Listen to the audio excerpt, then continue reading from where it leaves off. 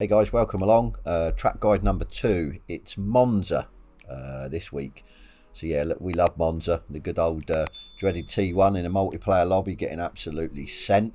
Yeah, same layout as or format as the last one. I'm going to do some stills and some slow-mos. Obviously, just sort of trying to show where I take the apexes, what gears to be in. But yeah, let's get into it. Okay, so barreling down the final corner onto the straight. Not really much you need to do down here, except for obviously get your gear changes right. Try and maximise the top speed of the car you're in.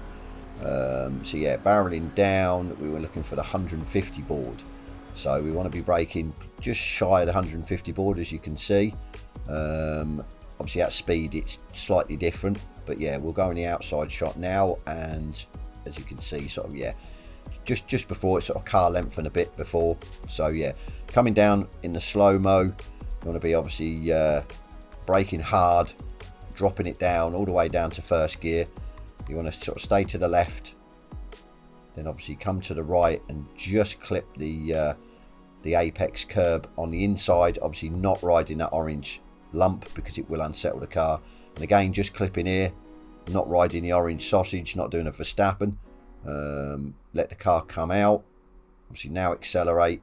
Obviously don't let it come too far on the curb, because I have noticed in the past it does start to scrub off a bit of time, sort of riding that curb too much. So yeah, accelerating, then back up. So yeah, we'll put it on at speed. Here you go, braking hard, turn in first, turn in, still keeping it in first, then get on the power, and then yeah, through the gears as best you can. Try not to miss a gear, trying to get the change points exact, because as I said, it's flat out round here. You want to try and get, yeah, the maximum speed to drop lap time. So then coming up here, you want to be braking just after the 150, say probably, yeah, just after it, not really in between. I think if you go past the orange, you've broke a bit too late, but there you can see, yeah, just after the 150. So then yeah, slow-mo again, coming down again, heavy braking. We're going to go into first gear for this chicane. So stay to the left, maybe just take a bit of curb, then turning in again. Do not hit the orange, just clip the apex. And again, same for the inside apex, you do not want to clip that orange, it will propel the car. You want to change sort of like first gear, then into second, sort of between the chicane. Again, don't ride too much of this curb because it will scrub off your time. Obviously at speed you'll see, so we're coming down the gears, into first, then into second, then accelerate, and obviously yeah, plough on to the next braking zone. So this braking zone's difficult. I've tried to brake at the orange, it's been too late. When we sort of look at the outside view, you're looking for, there's like a stand, very small stand. You sort of want to keep an eye out for that.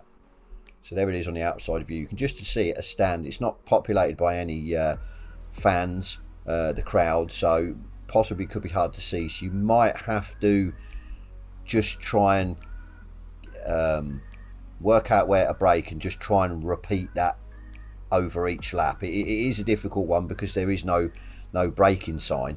But I think once you start getting the flow of the track, you will then start to brake at the same point pretty much every lap. But again, so yeah, braking, see on the slow-mo, don't want to put your wheels really on this curb because it sort of dips in. It's a very strange curb, and it will sort of tram line you with the way the curb wants to go, and it'll unsettle the car. Letting the car run out, you can take quite a bit of this AstroTurf and it doesn't seem to affect your lap time, which is good. And then yeah, coming straight down and accelerating to the next braking zone. So here at speed again, letting it come out, accelerating. So down here you want to be braking just before the 50. I've tried it just after, and it's sort of, yeah, you're sort of too far along to try and get the car in for the next corner in the apex. It is a bit of a nasty one, in all fairness, again, because depending on what way you take the corner, it can unsettle the car. So you can see, yeah, sort of about a car length before the 50 board. And as I say, you want to, yeah, heavy braking down, but then be aware of the turning, because yeah, it can be quite difficult. So we're going to ride on board with a slow-mo. Yeah, braking just before the 50.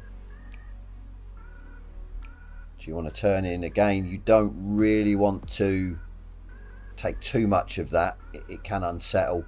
And again, this, you can run wide on the Astro again, but yeah, the curb, it is a very difficult one. I've had times where it's just like completely lost the back end of the car and span me round into the barrier on the right. So as you can see, we managed to get it perfect this time, which is always a winner. So then yeah, accelerating down the hill again, it's just accelerating, not missing your gears, changing gears at the right moment. So coming down here, you want to be braking pretty much under the bridge, just before the guy on the right and the orange on the barrier. So as you can see on the outside, I'm literally under the bridge. So that's, yeah, pretty much a sort of perfect braking zone for this next corner. So slow-mo coming down again, braking under the bridge.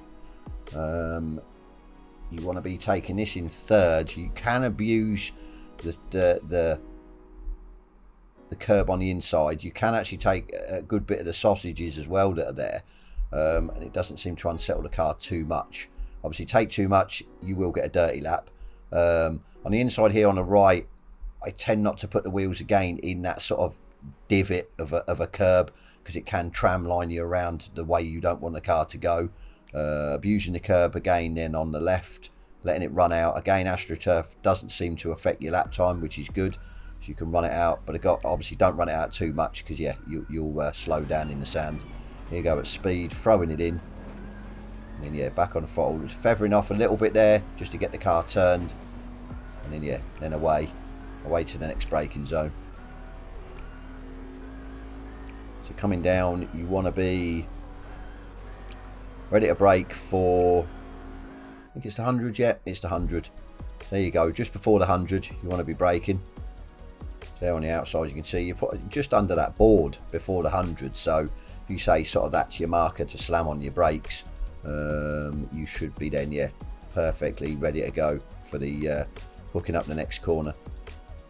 So then coming in slow-mo again, you're going to be braking then on that board just before the 100, bringing it down. You want to be in third gear for this. You want to again be very careful with the curb on the inside, because again it's a sort of lowered curb, there's sort of a groove in it. You want to be sort of just about getting on the throttle now. As soon as you see the man really standing there, or the orange mark, that's where I tend to start accelerating.